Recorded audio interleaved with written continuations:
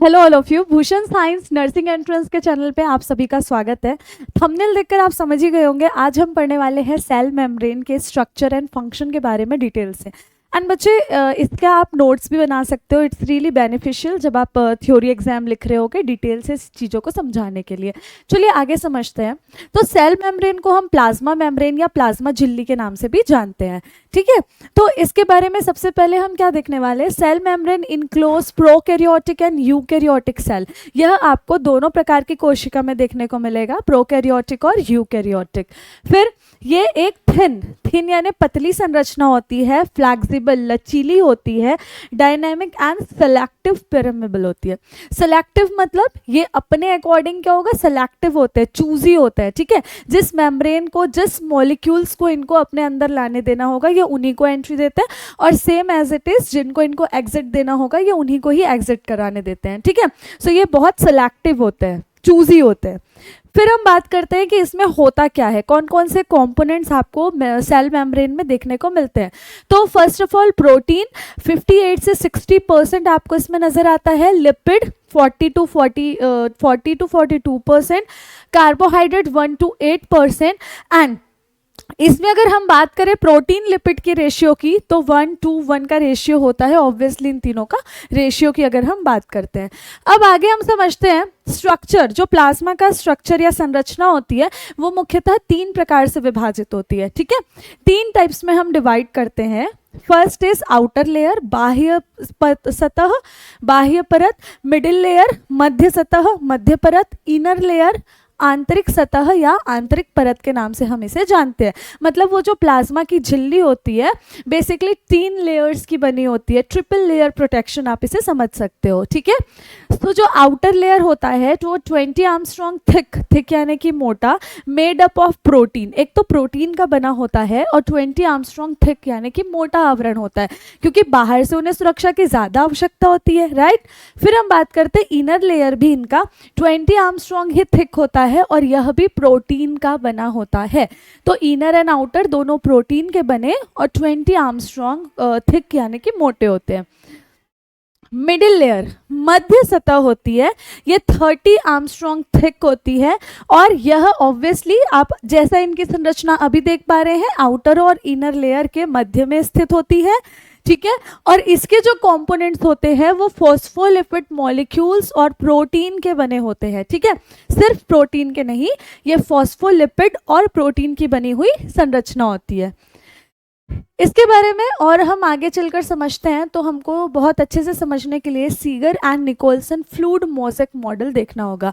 तो जो हमारे साइंटिस्ट थे सीगर एंड निकोलसन ने, इन्होंने एक मॉडल के थ्रू प्लाज्मा मेम्ब्रेन को समझाया है जिसे हम Seager and Nicolson fluid mosaic model के नाम से जानते हैं, ठीक है। So according to this model उन्होंने क्या बताया, प्लाज्मा मेम्ब्रेन जो होता है वो फ्लूइड क्या होता है बच्चे, तरल पदार्थ जैसी संरचना होती है जो बाई लेयर्ड लिपिड मॉलिक्यूल से बनी होती है। बाई लेयर्ड समझ आ रहा है, बाई यानी 2 लेयर्ड लिपिड मॉलिक्यूल्स, ठीक है। और उनके बीच में आपको प्रोटीन के मॉलिक्यूल्स भी नजर आते हैं। लिपिड के मध्य में आपको प्रोटीन के मॉलिक्यूल्स, प्रोटीन के अणु भी देखने को मिलेंगे, ठीक है। इस तरीके से यह अरेंज होता है। अब यहाँ पे जब प्रोटीन की बात आई तो हम जानते हैं कि इसमें हमको कितने प्रकार के प्रोटीन के बारे में बताया गया है। तो protein molecule in lipid layers जो होते हैं वो बेसिकली 2 टाइप के होते हैं, पेरिफेरल प्रोटीन, इंटीग्रल प्रोटीन। तो पेरिफेरल प्रोटीन क्या होता है, इंटीग्रल प्रोटीन क्या होता है, ये हम आगे समझने वाले हैं। चलिए देखते हैं। तो ये एक रफ स्ट्रक्चर है जो हमने ड्रॉ किया है सेल मेम्ब्रेन का। तो इसमें आप समझ सकते हैं, सबसे पहले हमने जाना ये फॉस्फोलिपिड बाईलेयर के बने होते हैं। कौन, लिपिड, ये हमको पता है। इसमें ऐसे आपको अरेंज प्रोटीन चैनल देखने को मिलते हैं, ठीक है। इस प्रोटीन चैनल के बाद अब हम देखते हैं कार्बोहाइड्रेट रेडिकल्स होते हैं। इसमें कार्बोहाइड्रेट रेडिकल्स भी आपको देखने को मिल रहे होंगे। फिर हम इसमें बात करते हैं प्रोटीन, जो 2 टाइप्स ऑफ प्रोटीन हमने पढ़ा है। ये इंटीग्रेटेड प्रोटीन है जो अंदर की ओर आपको नजर आ रहा है, और यह पेरिफेरल प्रोटीन है जो आपको बाहर की सतह में दिख रहा है ना पर्पल कलर का, वो, ठीक है। इसके बाद हम बात करते हैं जो हमारी लेयर है उनके बारे में। तो ये जो हमारी टेल स्ट्रक्चर वाली लेयर आपको देखने को मिल रही है फॉस्फोलिपिड की, उसमें हेड और टेल दो संरचना आपको देखने को मिल रही होगी। हेड वाली जो संरचना होती है वो हाइड्रोफिलिक हेड है। हाइड्रोफिलिक हेड मीन्स क्या होता है, वाटर लविंग होते हैं, ठीक है। हाइड्रोफिलिक, हाइड्रो मीन्स वाटर, तो ये वाटर लिविंग होते हैं इनके जो हेड है, इसलिए ये बाहर नजर आते हैं। और जो डर रहे होते हैं वो अंदर की संरचना होती है, जैसे कि टेल, पूंछ वाली जो संरचना आप देख पा रहे होंगे, ये क्या होती है, हाइड्रोफोबिक होती है, वाटर से डरती है, इसलिए वो अंदर में रहती है, ठीक है। तो इस तरीके से आप इसे समझ सकते हैं। इसके बाद हम पेरिफेरल प्रोटीन और इंटीग्रेटेड प्रोटीन को और डिटेल से समझते हैं, बिकॉज कई बार क्वेश्चन आपके यहीं से पूछ लिए जाते हैं। चलिए समझते चलते हैं। एक्सट्रिंसिक और पेरिफेरल प्रोटीन भी हम इसे कहते हैं, इंट्रिंसिक और इंटीग्रेटेड प्रोटीन के नाम से भी हम इनको जानते हैं। सो जब हम एक्सट्रिंसिक और पेरिफेरल प्रोटीन की बात करते हैं, this protein are loosely arranged. आप सभी ने देखा होगा संरचना, पेरिफेरल जो प्रोटीन था वो आउटर लेयर में था और वो आसानी से निकल सकता था, लूजली अरेंज था, ठीक है। And both the surface of lipid and can be easily separated. इनकी जो दोनों सतहें होती है वो लिपिड की बनी होती है और आसानी से ये अलग हो जाते हैं, क्योंकि पहले से ही वो बाहर में ही है भाई, तो इनके लिए बहुत ईजी है कि आप घर के बाहर में ही हो तो वहाँ से बाहर निकलना बहुत ईजी हो जाता है, right. So it is like that. अब हम बात करते हैं इंट्रिंसिक और इंटीग्रेटेड प्रोटीन की। तो इस मॉलिक्यूल में प्रोटीन जो होता है वो एम्बेडेड होते हैं किसमें, लिपिड लेयर में, ठीक है। और they can be easily separated. यहाँ क्या लिखा है, can be easily separated, they can not be easily separated. Why they can not be easily separated? एक तो बेचारे घर में एकदम अंदर रहे हुए हैं, देख लो आप एक बार डायग्राम, ये इंटीग्रेटेड है, फंस गए हैं पूरा, है ना। ये आसानी से निकल पाएंगे क्या? नहीं।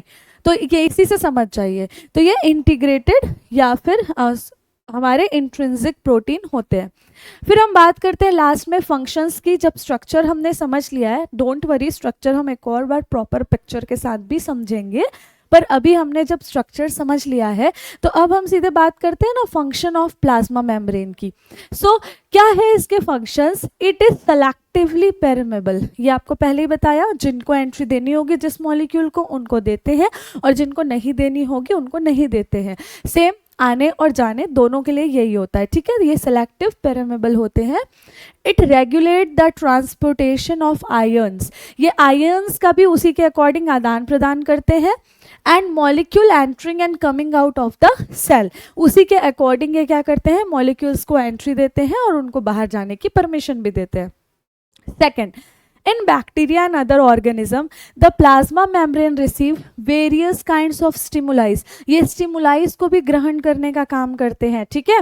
इनके functions में stimuli को receive करना अलग अलग प्रकार के यह भी आता है।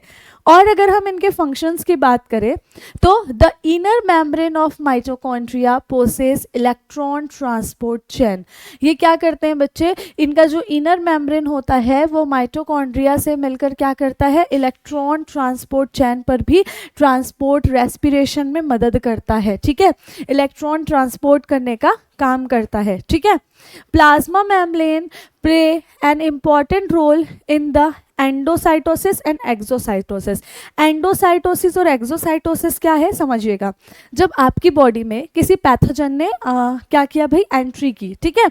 एंट्री की तो इनको एंट्री मिली तो वो एंडोसाइटोसिस हो गए, ठीक है।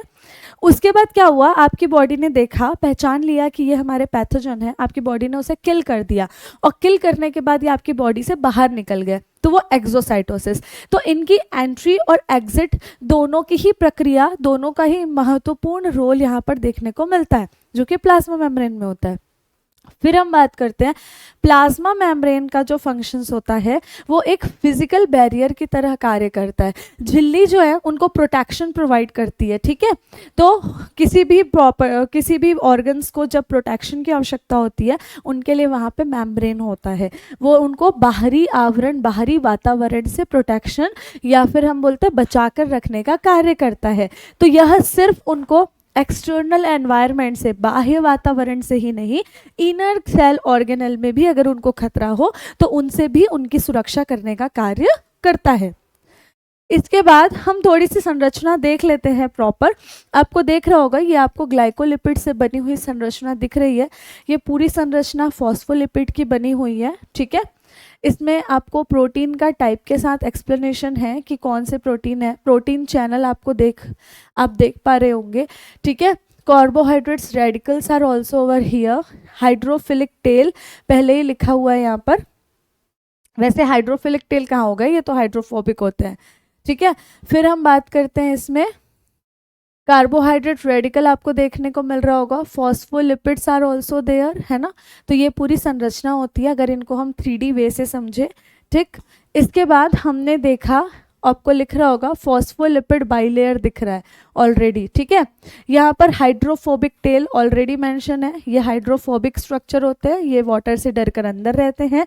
और ये क्या है, फॉस्फोलिपिड बाइलेयर की संरचना को ही हम समझ रहे हैं, ठीक है। और ये होते हैं हाइड्रोफिलिक हेड ग्रुप। हाइड्रोफिलिक होते हैं मतलब ये वाटर लविंग सब्सटेंस होते हैं, इसलिए बाहर रहते हैं बिकॉज इनको बार बार वाटर के कॉन्टेक्ट में आना होता है। सो यह था आप सभी के लिए सेल मेम्ब्रेन का structure and function. I hope आप सभी को ये सारी चीज़ें समझ आई हो और अच्छी लगी हो तो हमारे चैनल को लाइक शेयर सब्सक्राइब करना ना भूलिएगा। मिलते हैं फिर ऐसे ही किसी मज़ेदार से वीडियो के साथ। तब तक के लिए धन्यवाद all of you. Take care.